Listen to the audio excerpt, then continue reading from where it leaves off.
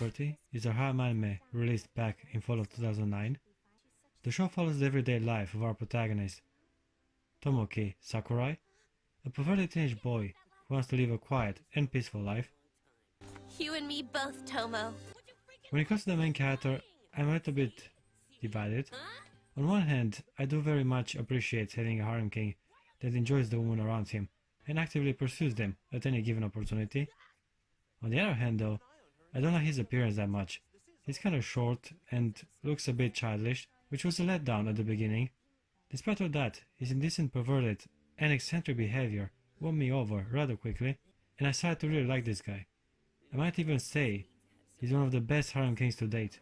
I'm a growing, maturing teenager. I'd be a fool to part ways with such a treasure trove. It's like my own personal holy grail. He's so confident and shameless in his pursuit of the beauty of the female body that it's hard not to sympathize with the guy. It's way more captivating and fun to have the main character be interested in his harem and women in general. And now, I've just previously used the word that describes the show best: fun. Heaven Lost Property is incredibly fun to watch. It's so entertaining to follow Tomoki around as he tries his best to fulfill his perverted desires.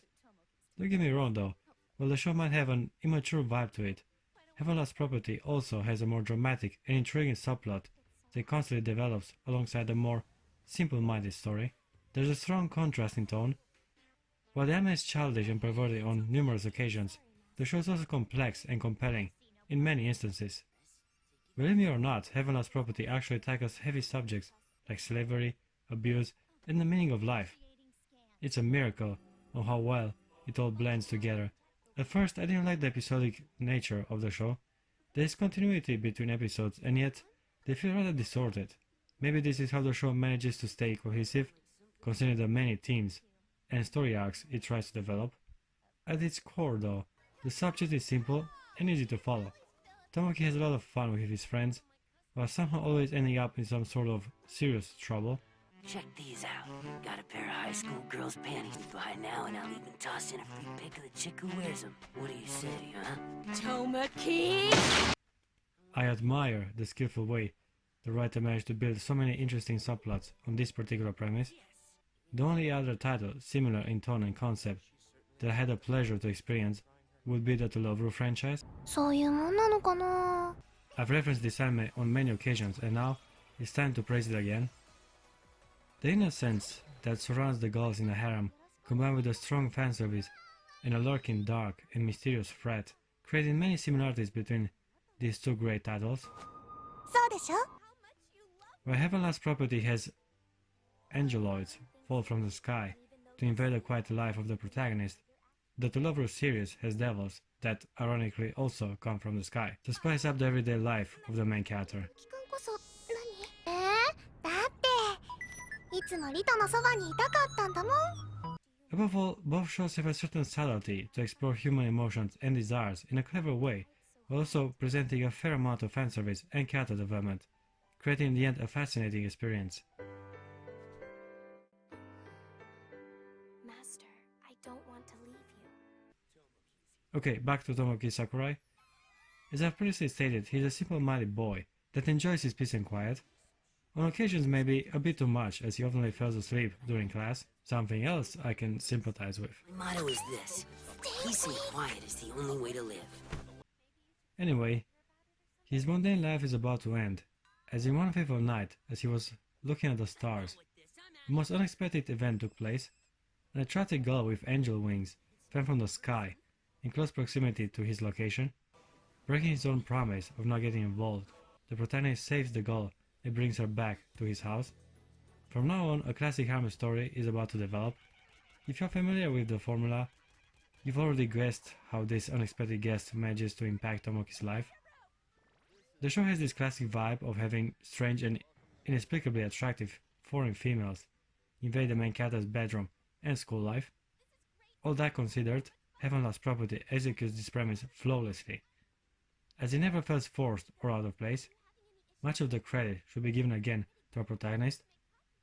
He can handle stress and pressure rather well, as he's mostly preoccupied with spying on girls and expanding his pornography collection. Again, I can sympathize so much with this guy.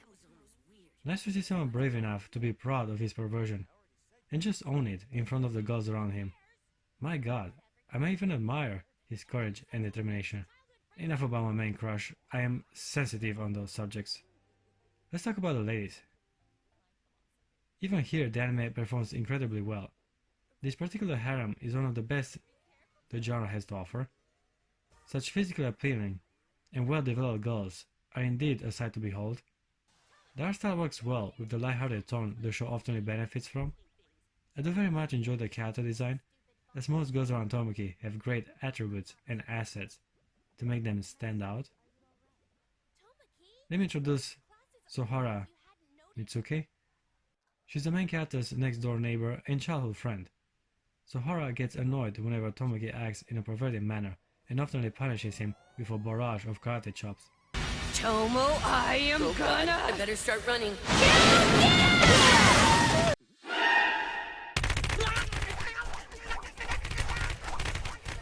She clearly has tsundere tendencies and is often aggressive to hide her true feelings from the main character. She obviously likes him, more than just a friend. But as of now, Sohara is reluctant to reveal her intentions. I enjoy her character a lot, as she often tries to be nice towards the other girls in the harem. She can also be authoritarian though, but only towards Tomoki, as on certain occasion she has to boss him around to get him to do the right thing. Tomo, damn it, you better promise you'll throw them out as soon as you get back home. Right. I don't think I can ever trust him again. Her cheerful attitude and optimism is what made Sohara such a cute and likable character, even though she might not be particularly skilled, or to be honest, even smart.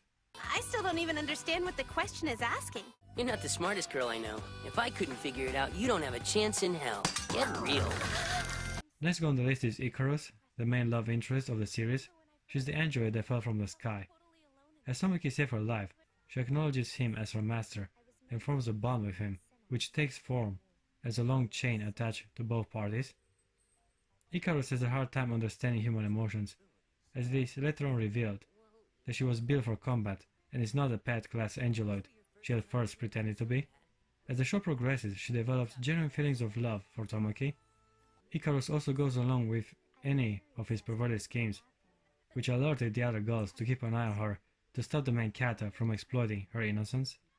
She possesses great power, and yet cannot comprehend human nature, as Icarus was originally created to be a weapon of destruction. I like how subtle her development as a character is. She slowly starts to understand and even experience feelings of grief, joy, and above all, jealousy. It was a powerful moment when she felt abandoned by the main character in favor of another girl. This would be appropriate to also introduce the other angeloid that joins Tomoki's entourage. Nymph is an electronic warfare angeloid type beta that mysteriously appears in Tomoki's living room. Oh, for crying out loud, another one? These freaky creature things are coming out of the woodwork. I like her introduction. All of a sudden, the protagonist has yet another mysterious girl invade his quiet and peaceful life. Unlike Icarus, Nymph has a grasp on human emotions and proves quite difficult to interact with. She has a condescending attitude towards the main character, whom she refers to as Bug, which I guess would qualify her as a tsundere. Nymph's original plan was to retrieve Icarus and return to the Synapse. However, she is physically weaker than her and fails the mission. I have to draw one more parallel with yet another popular and amazing anime. I'm talking about Elfen Lied. Just like in that story, a loli is sent to retrieve the main love interest. She is similar in powers and also originates from the same place, but the loli proves to be a bit weaker and she fails to apprehend her. And of course, later on the loli joins the main character's entourage. Not to mention that the main love interest has split personalities, but anyway. Nymph might just be the most complex character in the show. She was mistreated by her master and looks with remorse and envy at Icarus. She also has empathy for other beings that find themselves trapped in similar circumstances. I might even say that only as she joined the harem, the anime actually started to develop a story arc. I wish Tomoki were my master. The second half of the show is more or less dedicated to her struggle to help her friends while also being forced to obey her master. Hang on, I'm hostage, not get ordered around. What am I doing listening to him? I like how she interacts with the main character. At first she just considers him, and yet slowly, just like Icarus, she also starts to develop a certain attachment to Tomoki. Near the end of the first season, Nymph acts out of the character. Thinking she will never get to see him again, she tries to get a kiss from the protagonist. Deme tries to have an engaging finale with a somewhat captivating battle and a rushed resolution to Nymph's story, but it feels rather forced and unearned. All things considered, I guess it was a good enough ending for the first entry in the franchise. But wait, before I come to a close, there are two more colorful characters for me to present. Eiichiro Sugata is a fellow classmate and also an eccentric pseudo-scientist bent on discovering the new world. Deme itself starts with his narration on exploration and the unknown.